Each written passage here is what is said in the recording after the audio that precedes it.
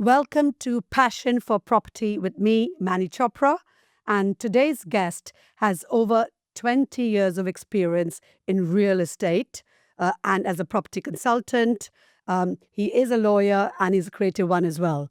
Please welcome Tariq Mubarak. Thank you very much, Manni. Hi, Tariq. How are you? Good. How are you? Thanks for giving up your time today to come and share your insights with us.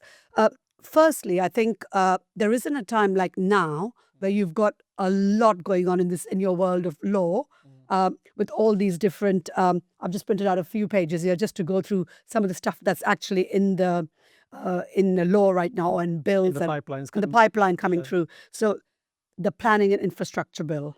You've got the NPPF, National Planning Policy Framework changes. You've got grey belt opportunities. You've got the Leasehold becomes a law, reform, Leasehold Reform Act. Then you've got the Common Hold. There's a lot going on, right? There's a lot going on. Yeah, definitely.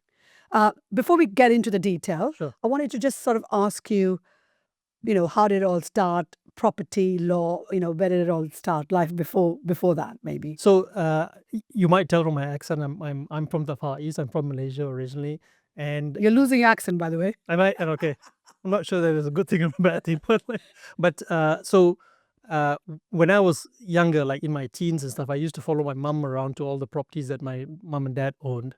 And certainly when we had builders around, I'm the guy who was like the supervisor.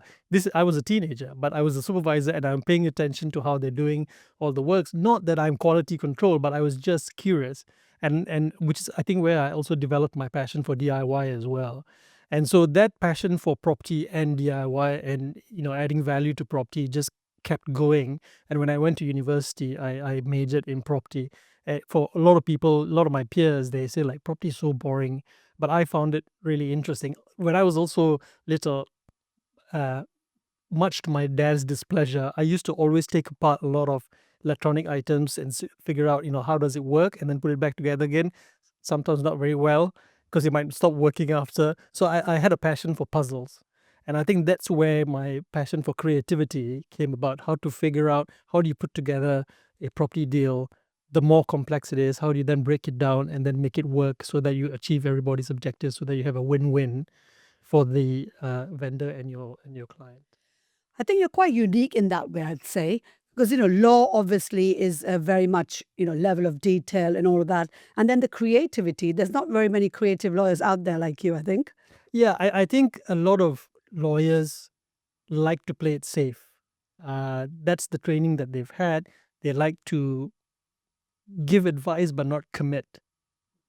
Because we've been in investment, my wife and I have been investing. We know how to structure a deal. We know how to get a deal over the line. We know all the complications that sometimes you think you're about to get a deal over the line and then it doesn't quite happen. So my view has always been, you as the lawyer, you're a professional. You're there to facilitate the deal. You're not meant to get in the way.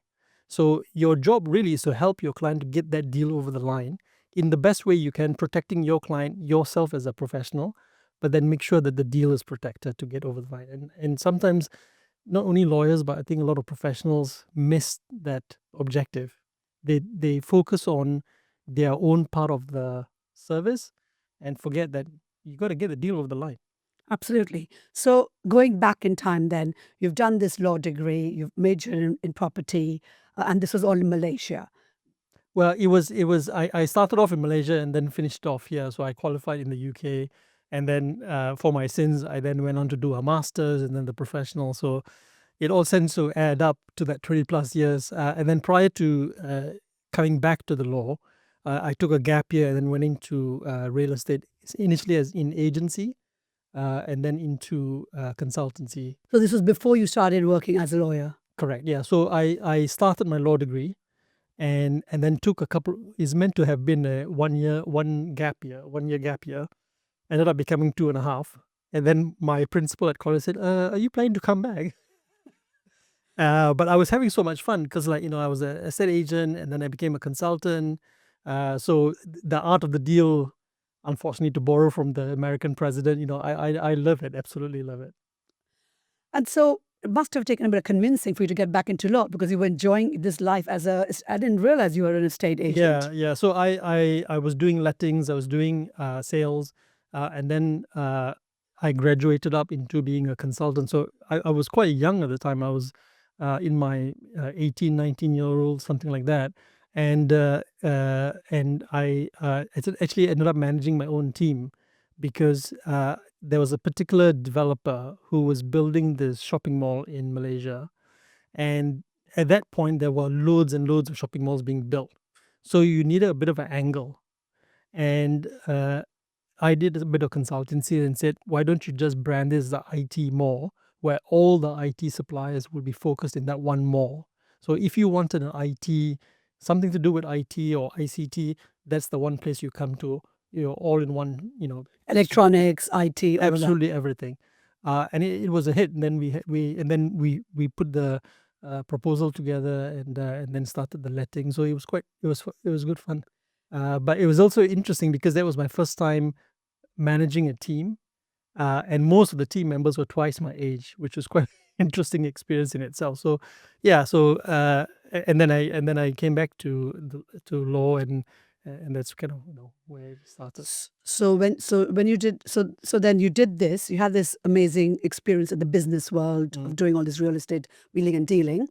Then you come to England Mm. to do your law degree Correct. and do all your masters and what have you.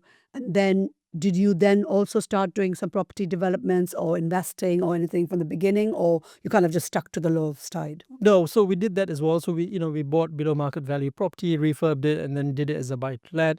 We've done some trading, quite a bit of trading. So in the good old days when you used to buy an auction and then sell it through an estate agent, it seems to be kind of the reverse now. You buy through an agent and then sell it through a auction house. We're still doing that, and then having the buy to let. And we've kind of over the years toyed with the idea of a HMO.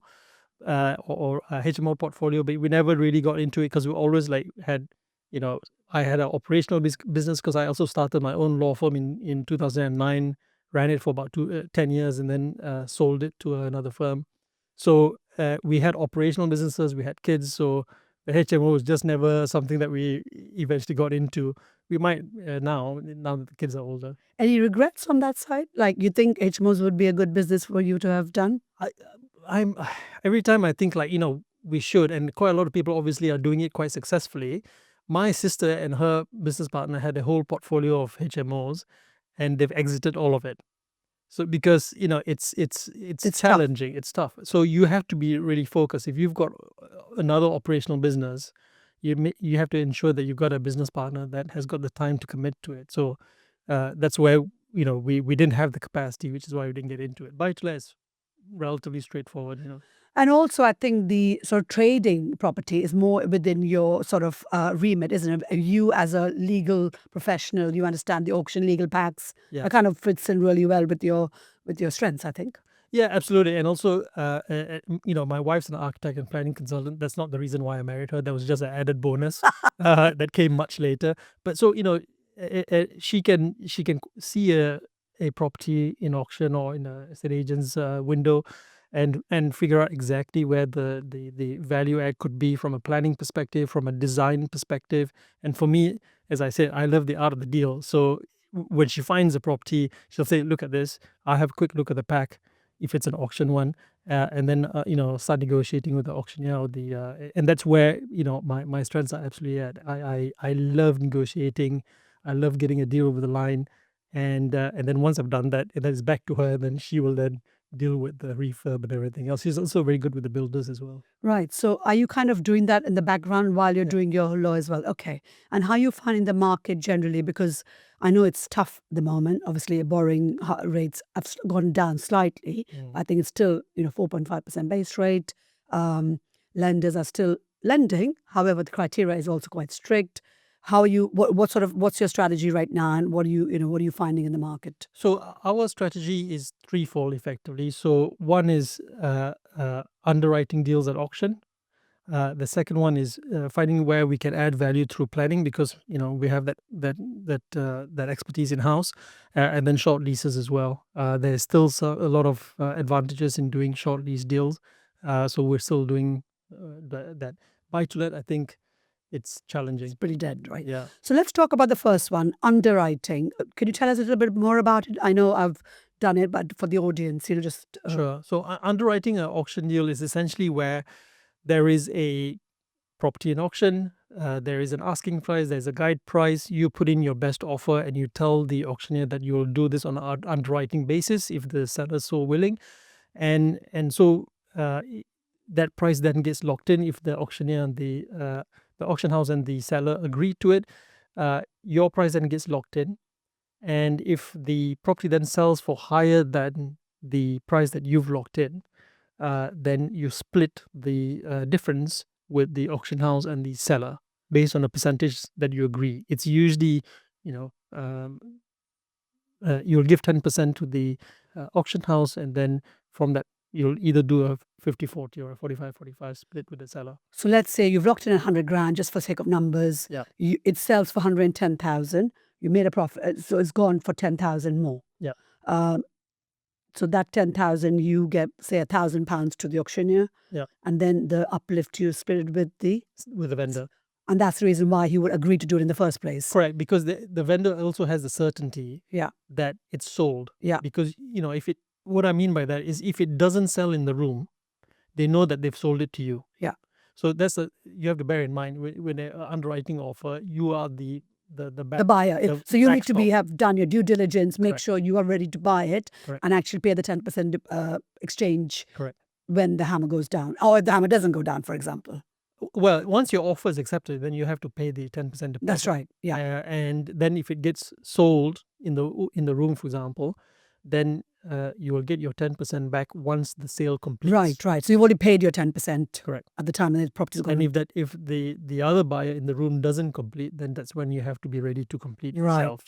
So don't go underwriting a deal that you don't want to complete. Yeah. You have to make sure you want to complete on it. Just basically you're trying to get yourself a little bit into the upside of the Correct. deal. So that's a great strategy, actually. And secondly, you talked about planning gain. Yeah. So now with all this, going back to this whole scenario with, the new rules coming in, planning seems to be back in the highlight. Government wants to build 1.5 million homes. Planning system is archaic. It takes months. It's meant to be an 8-week deadline for applications, and it takes potentially 8 months in some cases. Where do you see the opportunity in this whole unique time that we are in right now? So I agree. I think I just want to speak briefly about because Nisreen, my wife, she has had experience working in private practice through her own business, but she's also worked with various London borough councils, and some of which were during lockdown in COVID. And so I get to see the kind of software that she's interacting with, and some of it is really archaic. There's been a 10 plus years of underinvestment in local councils, and it's very obvious from the software that they're using. There's lack of personnel, but increase in application numbers and what have you, and the complexity of the policies as well. So there are fundamental challenges within the planning system, which can only be overcome through major investment. Now, that major investment doesn't necessarily have to come from the federal government. It can come from the private sector, because most of the developers or the applicants for planning permission that I speak to, they say, I don't mind paying more fees. If I get a better service, a quicker service, I don't mind paying more, because I'll just build it into the deal. And time is money, right? And time is money. So I think it can be fixed through almost like a quasi-private public partnership. But someone needs to have that vision to actually implement it. So yes, there is a lot of changes coming through. The new Labour government that came in almost 9 months ago, we're speaking in March 2025, almost 9 months ago now, they've come in right straight off the bat saying we want to build 1.5 million homes over 5 years. So that's 300,000 homes on average a year. What needs to happen is the planning system needs to move much more quickly. Planning policies need to be much more easier. I think the Conservatives started with the Labour government initially, the new Labour government, and then the Conservatives took it to the next level where they expanded PD rights. That certainly made things a lot easier. I, just as a segue, I acted for a client institutional type plan many years ago when the office to resi conversion permitted development rights was still a white paper. 2012 or something, right? Yeah, so it was still in discussion, not even implemented yet. Not even the initial draft of the legislation had been, they were still just consulting. My client was very bullish. He thought that it will definitely get passed. And so we started doing a number of conditional contract deals or delayed completion deals. So he was tying up a lot of office buildings on 5% deposits, and then say delayed completion for about a year. Some of those deals were conditional on that white paper becoming legislation and then becoming law. But by the time that year finished and he had to complete, it was all passed into legislation. So he was one of the first to get off the bat and secure quite a number of his buildings. First mover for advantage. First mover advantage. And as you said, he put a condition to that white paper, which was actually very clever. And I remember at the time, I'd only just started in property, only a couple of years before then. And it was very difficult to get those deals because as soon as a white paper got published, literally there was a queue of SME developers trying to grab those office deals and convert them into residential, and there wasn't even that space. It wasn't the space minimum space targets. Correct. Standards wasn't even in. So people were building these micro units, and then obviously that gave developers another greedy name. Yeah. Greedy developers building all these horrible little units for people to live in, and then came the minimum space standards and what have you. So I think that you've raised a very valid point there. First mover advantage. Do you think we are at that point now with some of these new regulations? Absolutely, and you see the new labor, the labor government that's come in about 10 months ago rather, have implemented various policies, changes to the national planning policy framework, the planning and infrastructure bill, even the common hole bill, that common hole estates that they want to revamp. All of this is designed to try and encourage that 1.5 million new homes to be built. Yeah. The easiest way of doing it is by simplifying the planning system, expanding permitted development rights, opening up certain aspects of greenbelt. Certainly in brownfield sites, there's definitely a very keen move for that to be developed. So just to be sure, brownfield sites are typically previously developed land? Correct. Right. Correct. And so it could be anywhere. It could be everywhere. In the urban areas. Correct. Okay. And encourage those sites, primarily through PD, permitted development rights, to be developed into residential units. So going back to that point then, when you talked about urban sites and brownfield sites, are you talking specifically on this new grey belt strategy then? Is that what you're talking about? So within the green belt, I mean, there's a lot of discussion about grey belt. Grey belt. I think it's an easier conversation to have nationally amongst the politicians than the green belt, because the green belt, most people are saying that's off limits, don't touch it. Yeah. But there's a lot of sites within the green belt that are actually gray areas, let's call it gray belt, where they've had a mixed or colored historical use. Yeah. And although they sit within the green belt surroundings, that particular site is a gray belt. Grey belt.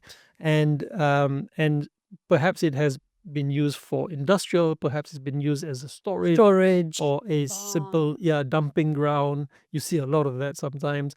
And so it's actually enhancing the natural beauty by actually allowing those to be developed sympathetically to the surrounding areas. And I think we'll see a lot of opportunity in that space. And who doesn't want to live in a place where it's been developed sympathetically, very high standards, sustainable, and you're surrounded by green fields. So I think in the principle of it seems good, but I think there's a lot of things that they're talking about. So it needs to have biodiversity net gain, BNG they're calling it. So although on one side they're saying they want more houses, they want this, but I think the kind of things that I'm looking at from the developer's point of view, you've already got this community infrastructure levy, right? Then you've got the Section 106, which is the affordable housing contributions. Now you're adding, there's a new law that came out in 2024, which is the biodiversity net gain, which is a compulsory contribution to create the 10% extra gain in biodiversity. So where you are, if you're building, for example, on grassland, you would have to either create extra biodiversity on your own site, whether that's through hedgerows, through shrubs, through wildflower sites, and all the sorts of ecological biodiversity gain, or buy biodiversity units somewhere else Yeah. to sort of make it 10% plus Correct. gain. Similar to sort of the carbon credits offset system. Same as the carbon offset, you buy it. So you got that as well. Then you've got affordable housing contributions. I think they're saying minimum 15% up to a maximum of 50%. So on one side, it's great. It's sounding all this good. But how are developers meant to stack these deals when they've got all this going on? So if you look at a lot of those things that you're talking about are planning conditions. Yeah. Section 106 is a planning condition. SIL is a planning condition. All of these are planning conditions. Whereas if you did it, the example that you gave, that office to resi conversion, once you did it under the permitted development process, a lot of those planning conditions just fall away. And you don't even have to bother with updating the legislation, changing policy. Just say, right, these are new permitted development rights. And you can convert, say, grey belt into resi. But at the moment, it's not permitted Correct. development rights. But you're thinking that could be a step further, right? That's what government could do. Yeah. But then that means getting away from all this SIL and this and the other, which I don't know if they are going to be willing to. Well, I think certainly that that income stream for a lot of local authorities will be lost, because a lot of that SIL contribution, the Section 106 payments, those are going into the council's coffers. But then we're also seeing a lot of councils that are going, insolvent, going bankrupt. So they're clearly not managing those funds very well. There's also an underinvestment with schools, with a lot of public infrastructure. So it might well be that they instigate some form of federal payment. So it goes up to the central government, and then the central government then spreads it out to the various local authorities or regional authorities. I think that's actually, I've for long been a proponent of, rather than having each local authority or each council having its own planning team, you have a regional sort of team. So if you think about, if I take the example of Surrey County Council, you have a planning team for the whole county. I think that will eliminate a lot of the problems that you have with regard to local councillors calling in. The number of times, Nisrin has said to me, my wife has said to me, when I consider a planning application, it ticks all the boxes. It meets all the policies. So the recommendation from the planning officer is for it to be approved. However, a local councillor gets interested in that particular site, that particular application, and then calls it in to committee. There's no need for it to go to committee. It meets all of the requirements. But because it's been called into committee, then there's a debate, and then it becomes political, and sometimes gets refused. And that's another thing, the thing they're talking about is one of the things in the whole planning reform thing. Yeah. Is one of the things is the committee. So they're only allowing committees, I guess, in certain size of planning. I guess that's what they're trying to say, right? Correct. I don't know what that threshold is. Is it going to be 10 units, 20 units, whatever that size is? And they're also going to start training, I believe, councillors and people who are committee members to make sure that they know what sort of things to pull these applications in or bring them in or actually refuse, rather than just hilly-nilly refusing it. I think there needs to be a carrot and stick approach. So that where they offer training to the councillors, I think that's a carrot approach. I think that's fantastic. But I think there also needs to be a stick approach. If you've called in an application, you need to be able to justify why you've called it in. And if you can't, then that there needs to be some repercussion for that. Because sometimes purely political, the councillors are calling in their applications for committee, and there's absolutely no reason for it. And then what happens is the developer, the applicant, spends time at committee, it then gets refused, and then it goes into appeal where you're waiting. It used to be 3 months, then it became 6 months, now it's like 9 months. Yeah. So it's getting worse than better. And I know a lot of planning consultants and developers. Their strategy is, I know this is going to get refused at committee level, so I am just going to prepare the application so that it's going to appeal, which is just, from a business planning perspective, it's just an awful strategy if you think about it. So do you think this whole new push by the government within to transform councils, to transform the whole and educate councillors and committee members and what have you, is actually going to result in the 300,000 houses that the government intends to build? Do you think there is this shift is actually going to happen? Well, I'm definitely going to be crossing all my toes and all my fingers, because if we're going to do that, I think this is the best time to do it. Labour's got what's called a super majority. They've got a really strong majority in the House. And I think they ought to use that to their advantage, because this is the time when they can get policy, get legislation through to make those changes. We don't know what's going to happen in 4 years when they go for re-election. And so this is the time to try and push it through. So what do you think a developer like myself should be doing now? Is this the time to actually go and look for sites, find the landowners, speak to them, negotiate those option deals? Where does all your creativity stuff come in? Like how do we start, working on getting sites? I think it's seeing where the opportunities are in the current consultation. So there's quite a number of consultations out, even for the planning infrastructure bill, changes to the NPPF. There's a number of consultations there.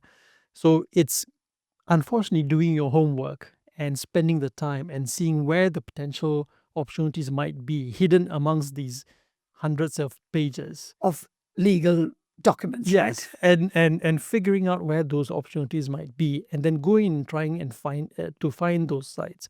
Now, there's software out there which I suspect, combined with the likes of ChatGPT or DeepSeek or whoever, will allow for that digesting of that documentation fairly quickly, and then they will then highlight on the site finding software, these are where we think the next opportunities might be. I think that would be a great way for the software to go. And then for the developer to then coming back to the art of the deal, going and negotiating with those landowners and saying, look, I think there's an opportunity here. This is my credentials. This is my background. Let us do a deal. And either joint venturing with the landowner, or doing a conditional deal, or doing a delayed exchange deal like the client that I spoke about who did that with the office to resi conversion, but getting in there early. So to your point about first mover advantage, seeing where the change in the wins are coming from the Labour government, and exploiting that as best possible. So where I see that is, so first thing is invest in your ability as a property developer to go and firstly find those sites through these tools that you mentioned, Nimbus, Land Tech, Searchland, whatever it is, and educate yourself on how to find these sites, basically, right? Through these tools, but you still need to have a trained eye to do that. Yeah. And know where to look for it, how to look for it. Obviously, negotiating, learn the art of negotiating, how you can negotiate. Now, okay, let's say you found these sites. You then have to go and negotiate with the landowner. What are the sort of creative strategies you would recommend, starting off with maybe, I don't know, you mentioned one, JV with the landowner. How would that work in practice? Because in law, how would we do it? I just before I come on to answer that, Yeah. I would just go back one step and just say, before you start all of that, know thyself. So figure out where your strengths are. Look at the portfolio that you've worked on. Look at the deals that you've worked on. See which is the most profitable deals that you've worked on. Figure out where your skill set are, and then really hone in on that. Once you know that this type of development is your forte, this is where you do really well, go and find those particular sites through the software, not sponsored, but the Yes, software that absolutely. you mentioned. And then once you've identified those sites, just focus on those sites. I think this is the point to really be pinpoint focused, rather than casting a very wide net and then hoping that something sticks. You've got to capitalize on your specialty and really go for it. And then once you've found those sites and you're speaking to the landowners, I've always said, to structure a good deal, you need to figure out what the landowner wants to achieve from that deal. And some landowners, they just want a straight exit. They don't want to Delayed completion or anything subject to option. Correct. What about options? Because options right now potentially could be a great strategy. Yeah, so the beauty about option is, you enter into the right to acquire the property without the obligation to acquire the property. So it's great.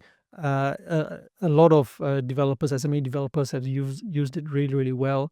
and it's a great strategy, I think, when you want to tie up sites, lots of sites. Subject to planning. Because Subject to at the moment, it's like you said, it's a grey belt site, there's a barn there, there's a storage there, whatever it is. Yeah. You have no clue what you're going to get. You obviously work with your architect, do a scheme, do maybe multiple schemes to see what the feasibility could be, I guess. But the first thing is before you do any of that, you need to get this option agreed with them. Correct. So, would you recommend developers to go in with an option to say this is the basic scheme we think we're going to get and do like an overage thing, or how do you think? I think the level of detail, don't worry about for now. When you're looking at a site, figure out what the landowner wants to achieve and when they want to achieve it. Some landowners want to achieve it very quickly, in which case an option may not be the best strategy. They just want a very clear exit. They don't want to be stuck in the deal for a long time. They don't understand complexities and don't really want to be bothered by it. So they just want a simple, straightforward deal. Then it becomes an unconditional deal, which will be usually discounted because you're having to fund it up front. Whereas some landowners, they're looking about legacy. So, for example, even now there's some attack on, I think that's how the farmers would classify it. They would classify it as an attack on their inheritance. And they're looking at, well, okay, what can we do with this now so that we're not, or the youngsters, the next generation is not going to be lumbered with inheritance tax. So I think there's some opportunities there as well. Yeah. Now, some of those sites may be pure green belt. Some of those might be grey belt. And I think there, you could probably structure a deal, maybe half and half, and say, right, we'll do a deal on the grey belt side first. And then if you can unlock the green belt, then we'll do that a little bit longer. So in which case, you might either do a promotion agreement, which is a type of variation of an option agreement on the green belt side, and then do either an option agreement or a delayed completion on the grey belt sort of side.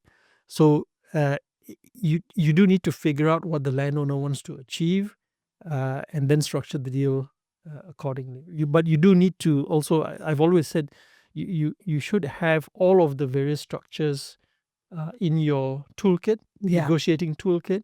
And once you understand that, it's easier to structure the deal.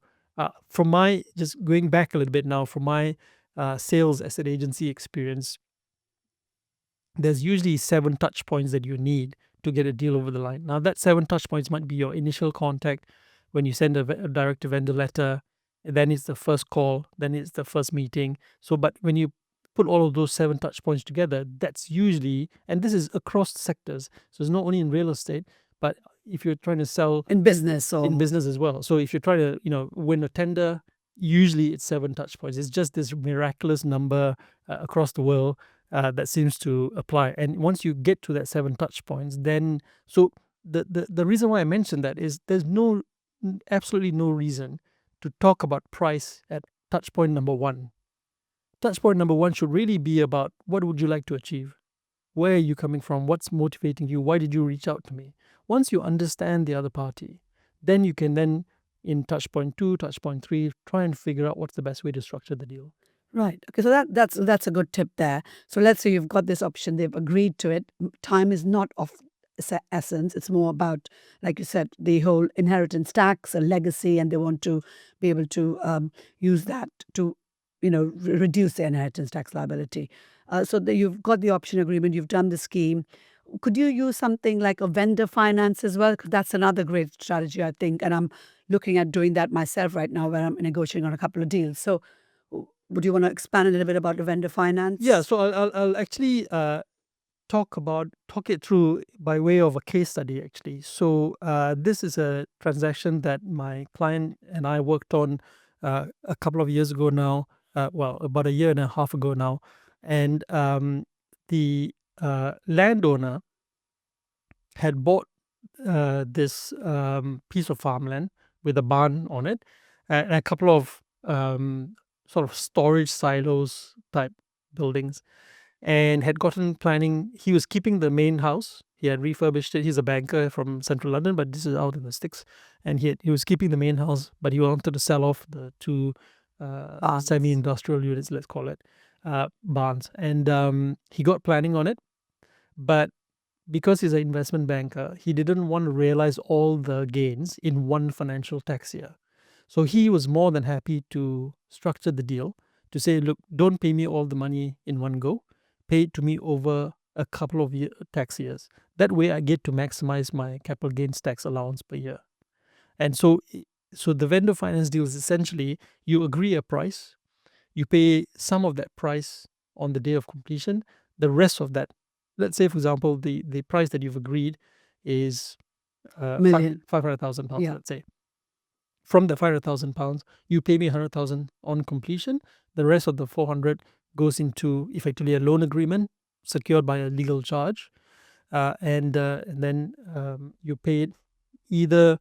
So there's various ways you can do it. You can do it just like, okay, first 200,000 gets paid in a year's time, next 200,000 paid in the following year. Completion or something. Or you can structure it and say, When you sell the units. when you sell the units, that's when you repay.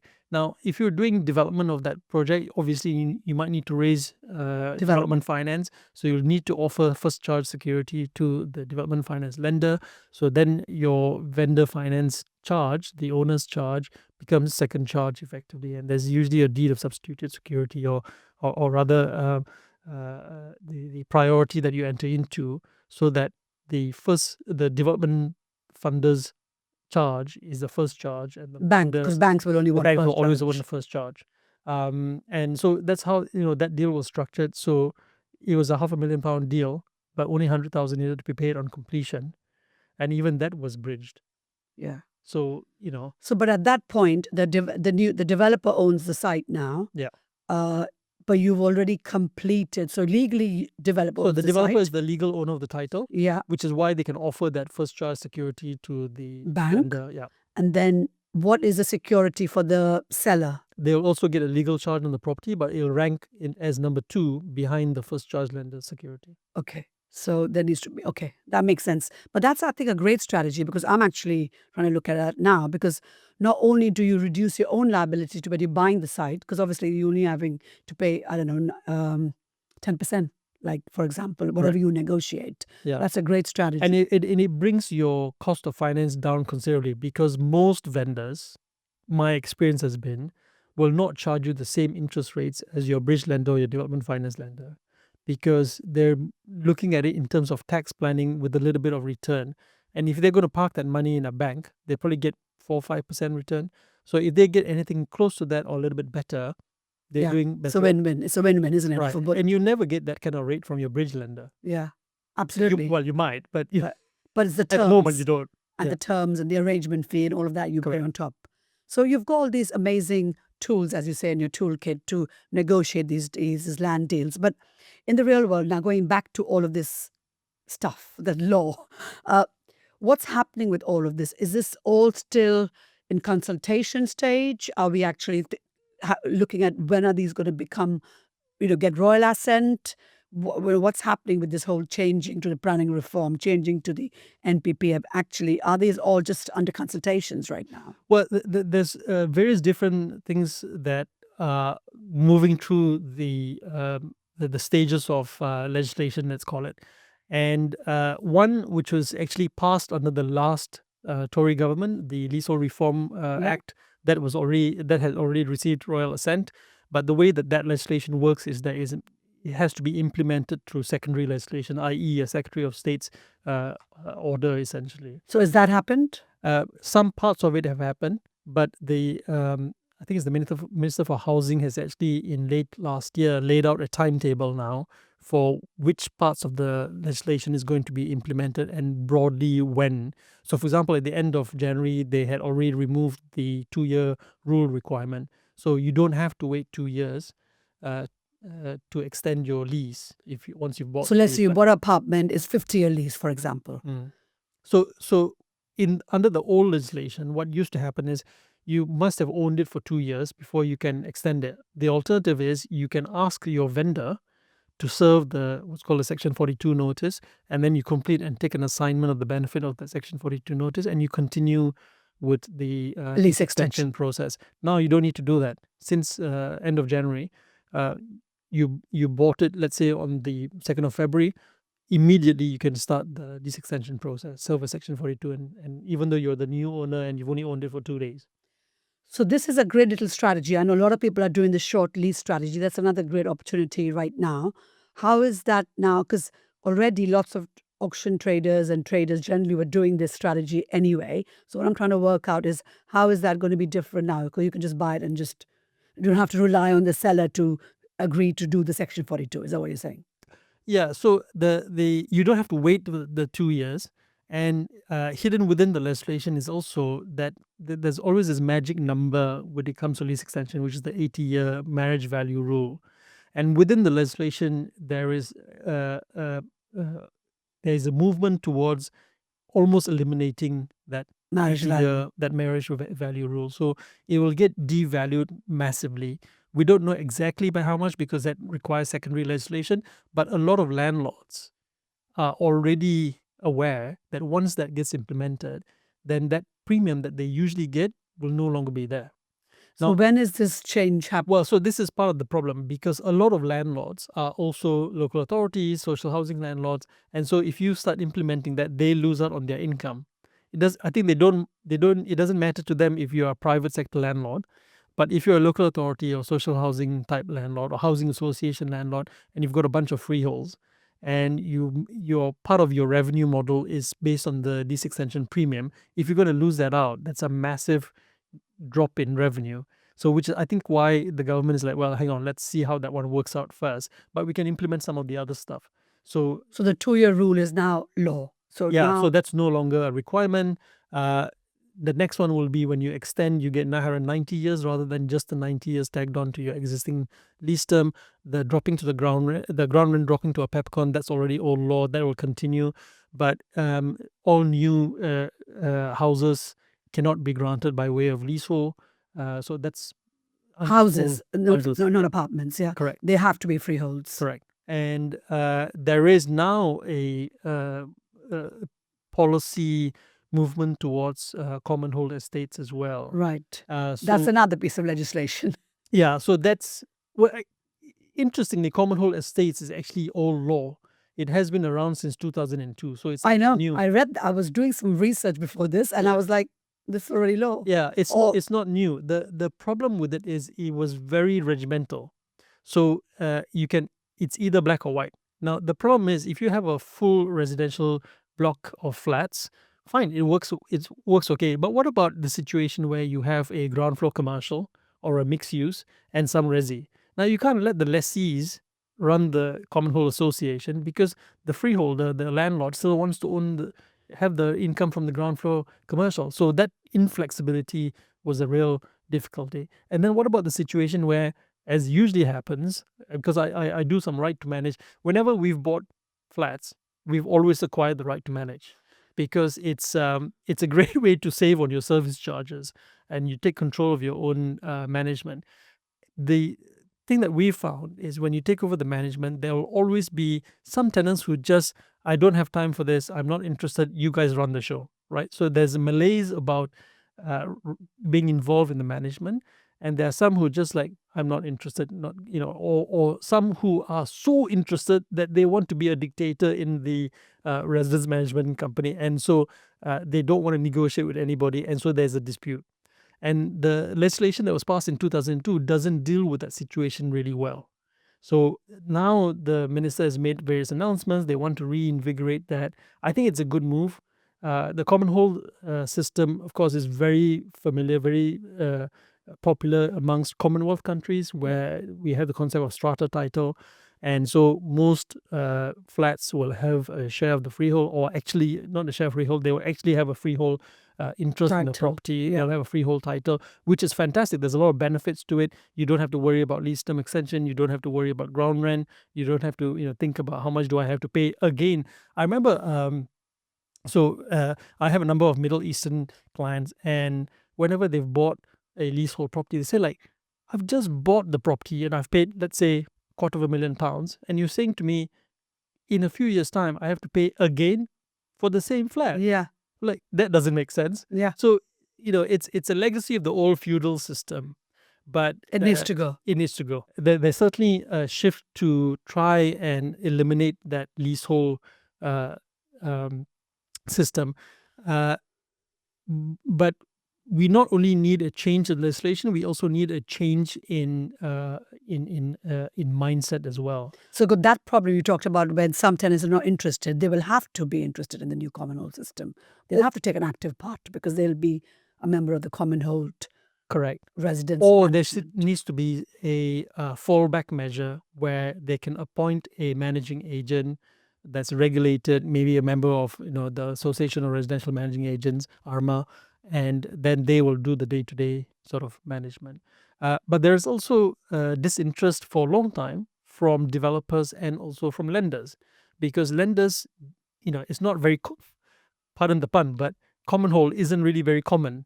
And so when you're if you've repossessed a common hold flat and you're trying to sell it, we don't really understand what the repercussions of that might be. So we prefer leasehold. So that's what most lenders have defaulted to. So there needs to be an education piece by the government where they go around and convince lenders that this is going to be better. If you've got some concerns, we'll try and address it. And this is why they're having that consultation white paper now, to try and take feedback from all members of the property sector, and then improve the legislation going forward. Developers as well.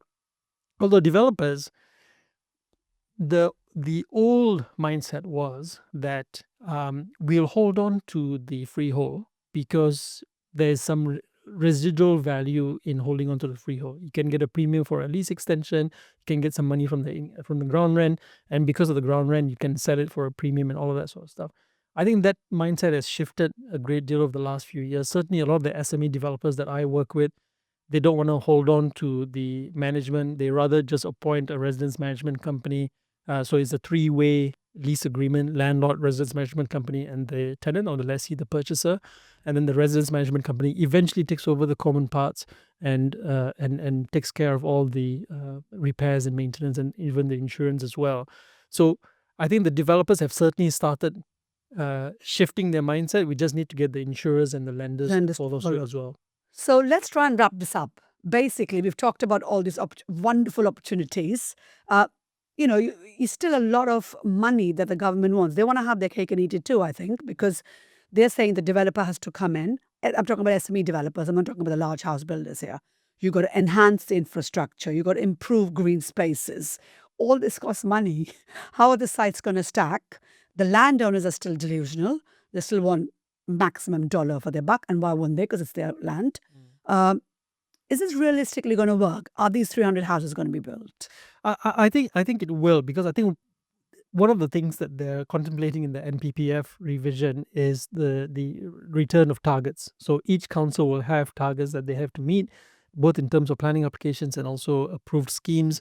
And where, for example, we used to have targets before, what a lot of developers used to do is, when they put in an application, they look at the number of schemes that have been approved, and they'll say, look, you're woefully behind on your target, so you might want to actually consider approving mine so that you can keep up with your targets. I think that is a pretty powerful stick, incentive for councils to approve the scheme. I mean, that'd be amazing if that happens and the councils actually make accountable. That's the thing. They've had some of these mandatory targets, which were then taken away. Now they're being brought back. So is this law now? Is this? I think they are they are doing some consultation. They will, but given that they've got such a strong majority in Parliament, it will probably implement. Become law. So that's a good. That's a good thing. Yeah, and then I think, to your point about the green credentials, let's call it that, the green credentials that need to be in each and every scheme, there will be some sites that certainly will be a challenge. However, there's also a lot of land bank within, for example, Homes England. Yeah. And they've also got a lot of funding to release as well. So I can see what might happen is Homes England will be the master developer, and they'll say they'll pick a site either within their own land bank or within a green belt, for example. They will push that site through planning, and then they will ask various SME developers to be involved and develop each phase. Or bid for those Correct. sites. So they'll be consented sites, you're saying. The master developer, Homes England, would be getting those planning done, identifying these strategic sites within Grey Belt, get those planning done, and then get the SME developers to bid for it, which could be good. If that could be good. Yeah, so either it would be a fully consented site, Or one other option they might do is they'll get the master plan approved by the various councils and maybe even federal government by the Secretary of State. For presumption of development. Correct. And then the individual schemes, individual phases, the individual developer who's won that bid will take that through the detailed sort of planning. Because for a lot of SME developers, that planning uplift, planning gain is quite an important piece, right? I mean, that's a strategy in its own right? Correct. That's another strategy which we haven't even talked about, is just getting planning on its own and getting a 30%, 40% uplift in the site is a great little strategy now, especially with the whole push towards grey belt. And also, I think that as the commercial aspect of it is also important. But for a lot of SME developers, the design element is very, very important for them. So if they have no control over or influence over the design, it becomes a very mundane business and they might not be very interested. But if you give them a little bit of tolerance and say, look, here's the master plan, each individual scheme you can self-design. You work with your power team and you then implement it. And where you raise this point about green, a credential, yes, on certain sides, it could be a very big selling point, a marketing trick, because coming millennials who are buying, first-time buyers and what have you, they want greener, cleaner energy. As much as people want to say that global warming doesn't exist, we know it does, and we know that it's having an impact on the planet. So that could be a great marketing point to say air source heat pumps, solar panels, electric only. And we know that the EPC, again, is changing. We're not going to talk about that today, but we know that the way to calculate EPCs, electrics might be bringing more points, in which case, if you are doing an electric only scheme, you might be getting an EPC A or a B, rather than right now, you can't get that because electric's not being given the number of points you need to get to A or B.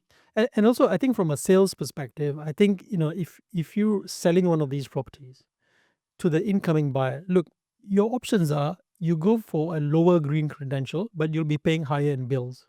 But now you pay slightly higher upfront, which you'll probably fund through a mortgage anyway. And over 25, 30 years of amortization, it'll probably be minimal. But you're saving on we were on a site tour recently where the green credentials were through the roof.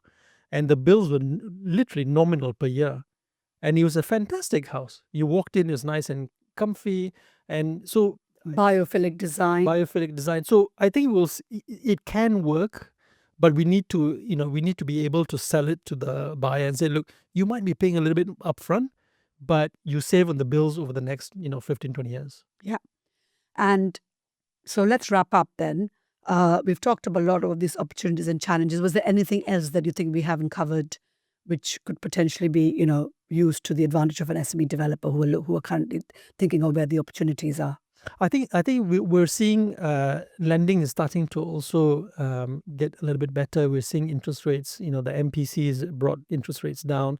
I think we're starting to see interest rates recover a little bit. So we will see a little bit more momentum there, and I think lending will become a little bit easier for development. So it will return, but that the overarching 1.5 million target, that's a pretty big target to achieve. And I think that sets the tone for a lot of SME developers that there is a great deal of opportunity. We just need to get through this challenging phase at the moment. And I think the last thing I think I want to talk about is, house prices. Right now, obviously, there's a lot of stock in the market. House prices are kind of stagnant. We've got about 4.5% to 5% increase every year. But I think that the reason why that's still low is because of the fact the interest rates are still high. As and when inflation is under control, which we are thinking 2026, interest rates will go down, and that will then become, a self-fulfilling prophecy. When the prices start to go up, then everybody goes in. But the clever developer is going against the tide and looking at where now everyone's a bit nervous to invest in the economy. Now is a great time to buy sites using all this to your advantage. Absolutely. And I think that there's the last thing I would like to say also is that the other big policy piece for the Labour government is this National Care Service.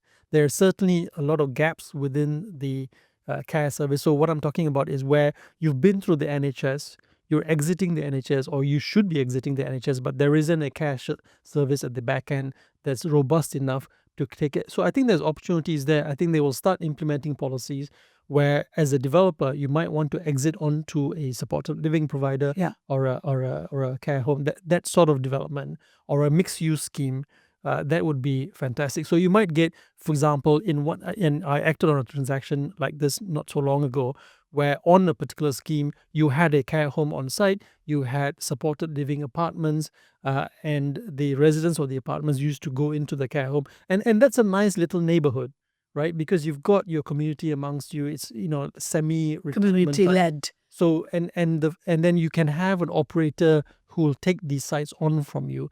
That's a fantastic exit, I think, for a SME developer, because you've got your exit lined up. It's going to convince your lender to fund you because your exit is already lined up. Yeah, that's another whole new podcast, I think. Absolutely. But guys, I hope you enjoyed that, Tariq. I certainly did. Learned a lot. I think I'm going to now go and start finding my Graybell sites. But thank you so much for your time. My pleasure. And yeah, thank you. Please support, like, and follow me if you want to be in touch with all the property news in 2025 and beyond. Thank you.